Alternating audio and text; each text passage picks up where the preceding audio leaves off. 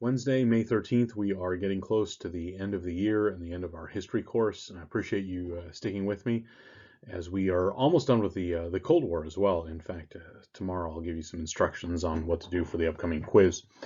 But we are continuing our series in the Cold War right now, and we have essentially looked at the relationship between the United States and the Soviet Union. Now, I'd like to rewind a bit and give particular focus to one other major nation that was less important during the Cold War, but more important in the world after the Cold War. And so because of that, it's worth giving attention to, and that is China. So Mao Zedong. And by the way, there's many different ways of spelling his name. Mao Zedong and the communists took over China in 1949. If you remember, we discussed a little bit of how that worked. The Chinese Civil War was Chiang Kai-shek and the Chinese nationalists against Mao Zedong and the Chinese communists. Now, during World War II, the two sides had agreed to a truce in which they would both collectively fight the Japanese since they were the greater threat. Mao Zedong largely allowed the nationalists under Chiang Kai-shek to do the fighting and suffer the losses. He then after the war, emerged in a stronger position because nationalists had taken such a beating at the hands of the Japanese. Now, remember, a lot of this, today, China is not a land of honesty, integrity, or even accurate history.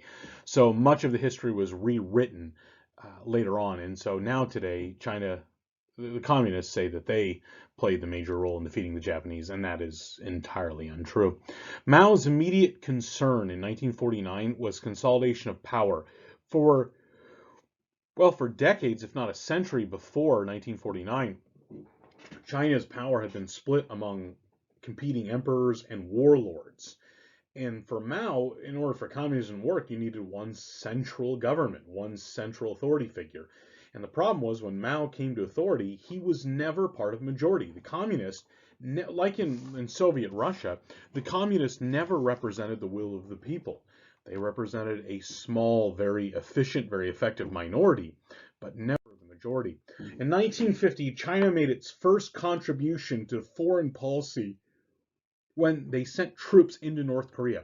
That was essentially the first time China had ever actually participated in the shaping of the broader world, at least in modern times. The Chinese at this point were advised and assisted by the Soviet Union. The Soviets considered China their little brother. They were all communists, so certainly they should all be part of the same communist family. Though thousands were killed during the Korean War, this was the beginning of a new stage of ambition for China. It was largely seen as a success. They were able to limit the effect of the Americans and begin to shape the world as they saw it. And so North Korea became and continues to be a buffer state, a little proxy for China even today. At home, Chairman Mao launched land reform. Land reform was a fancy way of saying that Chairman Mao led the communists to take the prosperous peasants, beat them to death in the town square, and then steal their property. And there's no other way. Mao is like Lenin, is like Stalin. They're at their heart murderers. They tell themselves they're doing it for the good of the people, but there are a few things more deadly than those doing evil for the good of others, because in their heart they allow themselves tremendous atrocities. Anyone who had cooperated with Chiang Kai-shek, they were also executed. So right away, Mao, within just the initial impact of communism in China, that was almost 2 million deaths. And remember, who's dying? Chinese. Who kills the most Chinese? Well, the Chinese do. This is what communism almost always does. It's deadly to its own people. So right away, Mao Zedong oversees the execution of 2 million people. Mao did end the opium problem. He did this by killing them. So killing dealers, killing users. So soon there was no opium problem in China. In 1953, Mao presented the first of his 5-year plans. So he had picked this up from Lenin and from Stalin, in which the centrally planned economy launches 5-year enterprises in which they try to achieve some goal. In this, China was assisted by the Soviet Union. China at this point was an agrarian economy. By that I mean it is focused upon agriculture, their ability to grow food, specifically rice. Rice was necessary for China's sustenance. People grew rice, people ate rice, people survived on rice. It was an export product, but primarily it was used internally. Mao did not want an agrarian economy because an agrarian economy cannot easily be turned into tanks, trains, and planes. He wanted an industrial economy.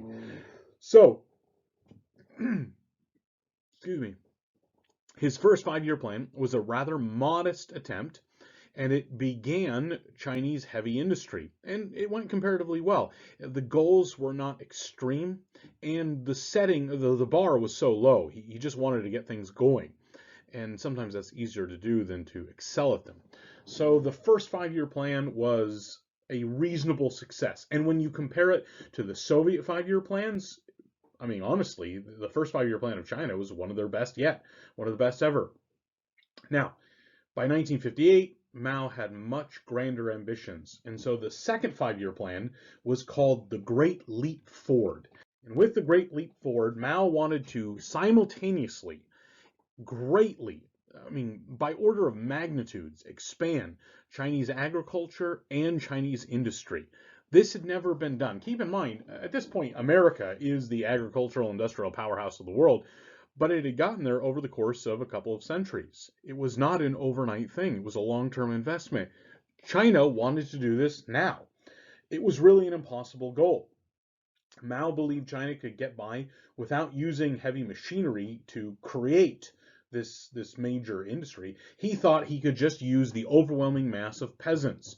So the Chinese solution, like the Russian solution when it comes to fighting, when in doubt in Russia, just send men at the problem. Well, China did the same thing. Sure, we don't have cranes. Sure, we don't have bulldozers. Sure, we don't have tractors, but we have people. And so we're just going to use people.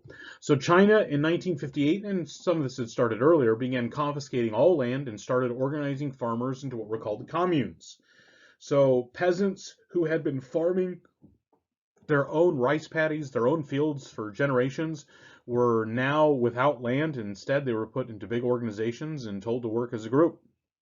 Mao also took many of these peasants away from the farms, and he made them forge steel. And by steel, I don't really mean steel, I mean pig iron. Pig iron is not nearly as useful as steel. So large irrigation projects were planned and new crops were planted.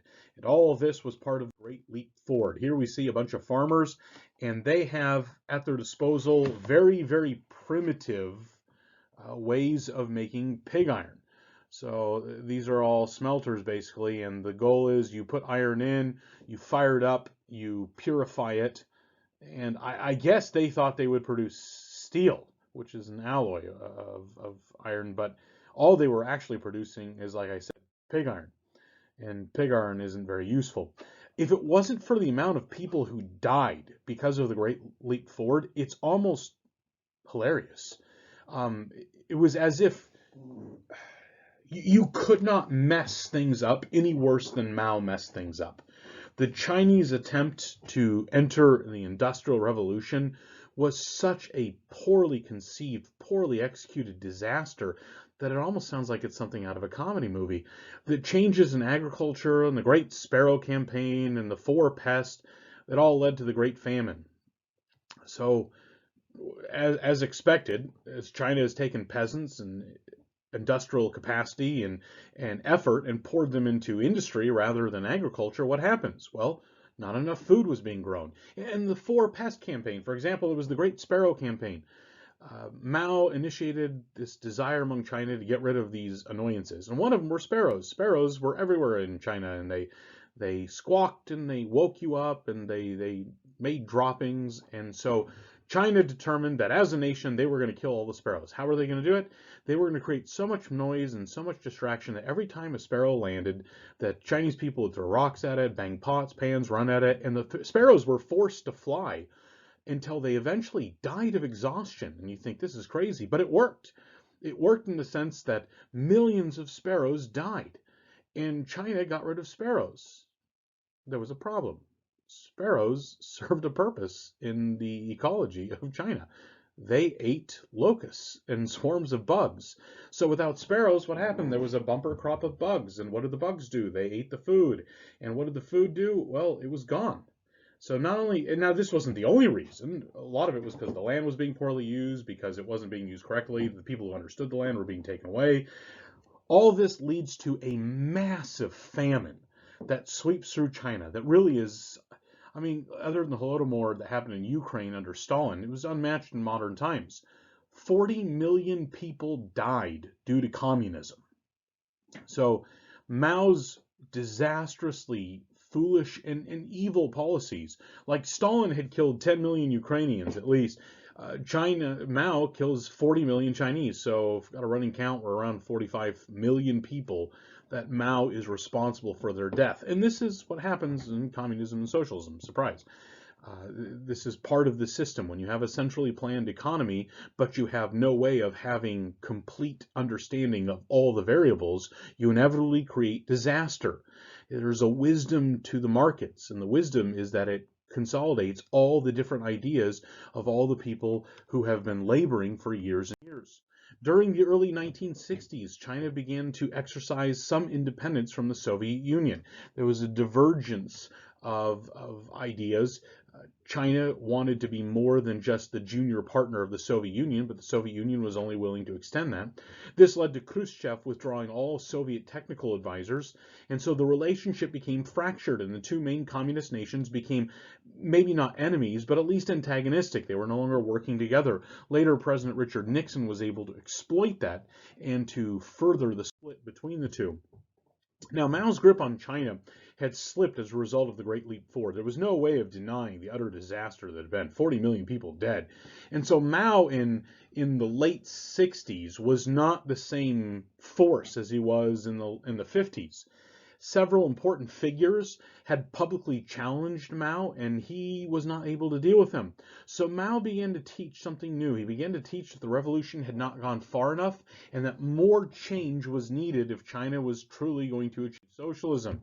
Mao was able to harness all of this energy and all these ideas that were especially prevalent among the students and the young people, and he launched what was called the Cultural Revolution.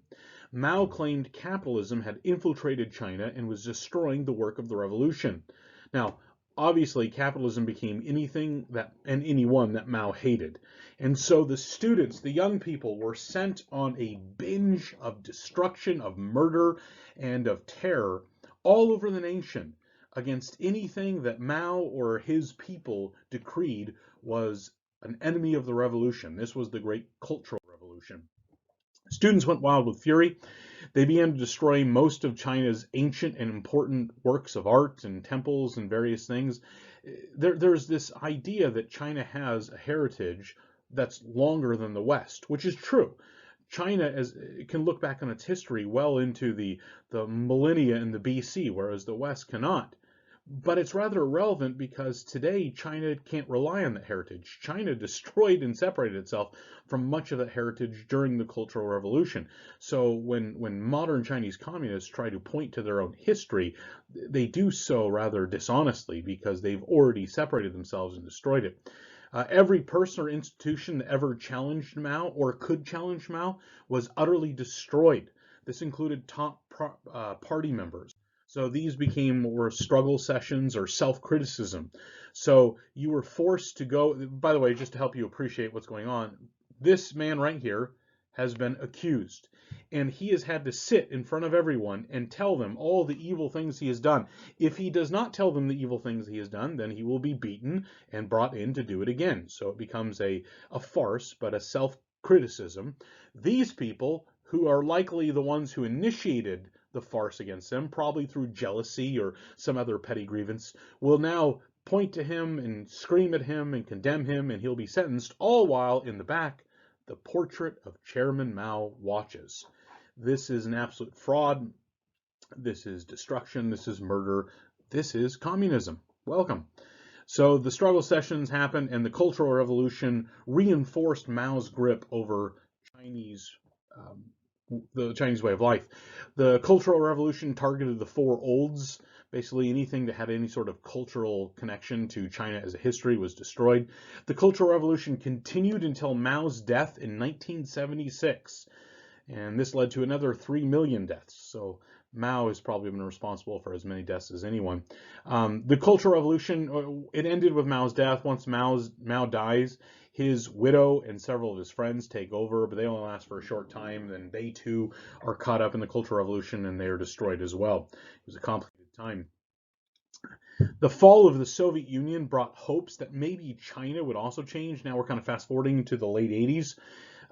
As the Soviet Union was falling apart, there were others who believed this is an opportunity for Chinese people to rise up and to be freed. The response of the government, because there was an uprising, the response of the government to the demonstration at Tiananmen Square ended that hope. You remember, one of the reasons the Soviet Union was able to transition peacefully without starting World War III is because Chairman Gorbachev refused to pull the trigger. He refused to give the order.